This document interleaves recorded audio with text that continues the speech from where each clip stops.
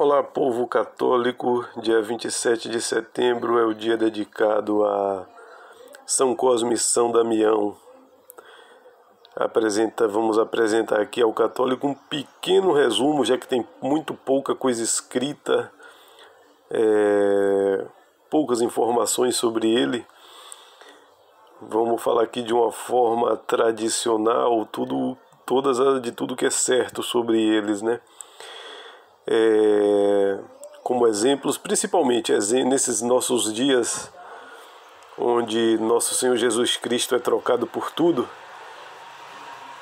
é trocado por qualquer partida de futebol, é deixado de lado para ser assistido para assistir até uma partida de futebol. Então vamos ver o exemplo radicalmente ao contrário, que esses dois santos mártires, que o martírio é o auge da fé, é quando a pessoa entrega a sua própria vida para não renegar a fé em nosso Senhor.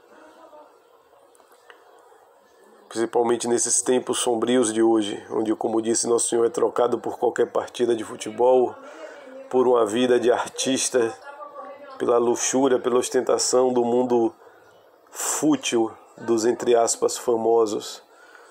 A abordagem aqui é uma abordagem católica, sem o diabólico sincretismo que diluiu esses dois santos em um paganismo ligando os dois a um culto de feitiçaria na figura de duas crianças, onde até desgraçadamente muitos católicos participam, né, até desse culto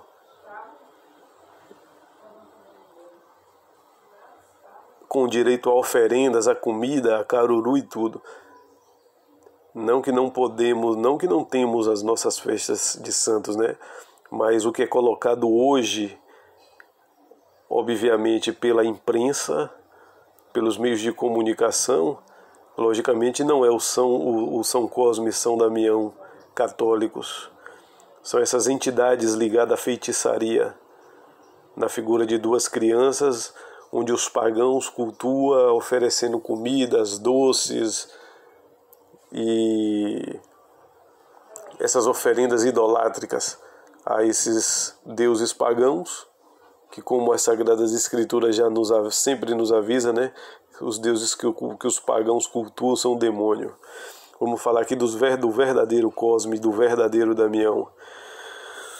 Toda a Igreja do Oriente começou a venerar São Cosme e São Damião por causa das inúmeras curas operadas sob o seu túmulo em Ciro, onde foram martirizados sob o governo do imperador romano Diocleciano. Eles seriam médicos, possivelmente eles eram médicos. Em todo caso, eles foram introduzidos aí no missal, né, as suas festas, no século VI, na quinta-feira da terceira semana da Quaresma, dia em que a estação se reúne na sua basílica do Fórum. A missa composta em sua honra está cheia de dupla ideia de cura e salvação, ou seja, as missas dedicadas a São Cosme e São Damião, né, que por serem médicos, nas missas passa essa ideia de cura, além de salvação, como é em todas as missas. Evoca bem dois mártires e dois médicos que curavam não só o corpo, mas também a alma. Os nomes dos dois santos estão no cânon da missa, depois dos mártires romanos. Cosme e Damião, que eram médicos eminentes no tempo dos imperadores Diocleciano e Maximiano, eram irmãos e árabes por raça, mas nasceram na cidade de Aegai, na Cilícia, não Sicília, Cilícia. Era uma região que tinha na Ásia, no lado lá da Arábia, que eles eram por raça árabe. Não mais por seu conhecimento da medicina do que pelo poder de Cristo, eles curaram doenças que tinham sido impossível para outros. quando o prefeito Lísias soube da fé a que eles pertenciam e ordenou que fossem levados perante ele, ou seja, o prefeito Lísias, né, o nome do prefeito, pediu, descobriu que eles eram cristãos. Até então a fé cristã, a fé católica, ela era perseguida dentro do Império Romano.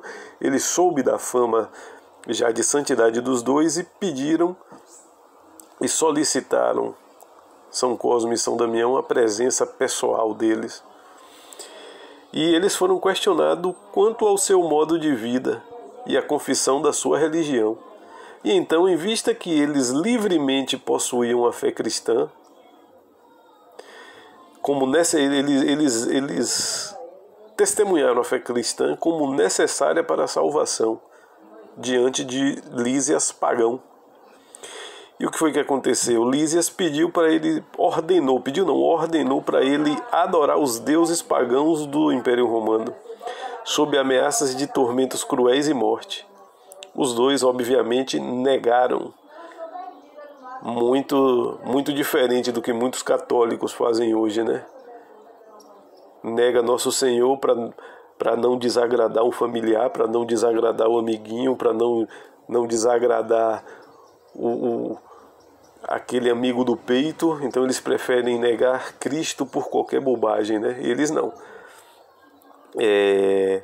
Eles deram testemunho de sua fé diante do prefeito Lísias, mesmo sob ameaça. Então Lísias mandou amarrar suas mãos e pés e colocou-os no ponto central da questão.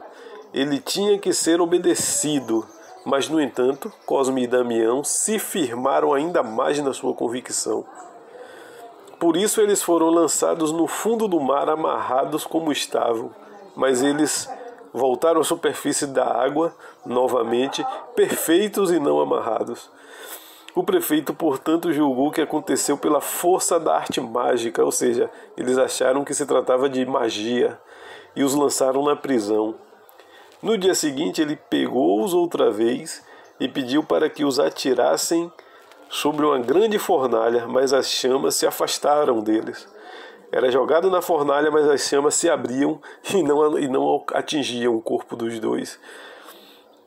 Ele, não satisfeito, então, os lançaram em diversos e cruéis tormentos, e por último foram golpeados com um machado. Assim fizeram eles, deram testemunho por Cristo Jesus, e levou seu testemunho até a última consequência. Prova máxima de fé.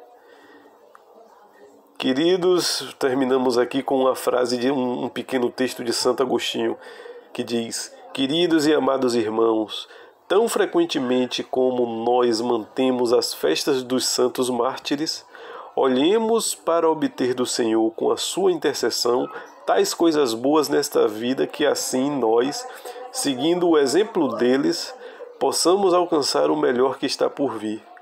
Para eles, só façamos verdadeiramente guarda dos dias santos nas festas dos mártires, que segue o exemplo dos mártires. Nestas festas dos mártires são as pregações dos mártires que nos estimulam a imitar o que não somos contrários a honrar. Belíssima frase de Santo Agostinho, nos convidando a honrar os santos mártires e lutar para, se precisar imitar, nós tenhamos essa disponibilidade de imitá-los, ou seja, dar a nossa vida quando a nossa fé estiver ameaçada, estar dispostos a entregar a nossa vida em nome da fé ao Senhor da vida.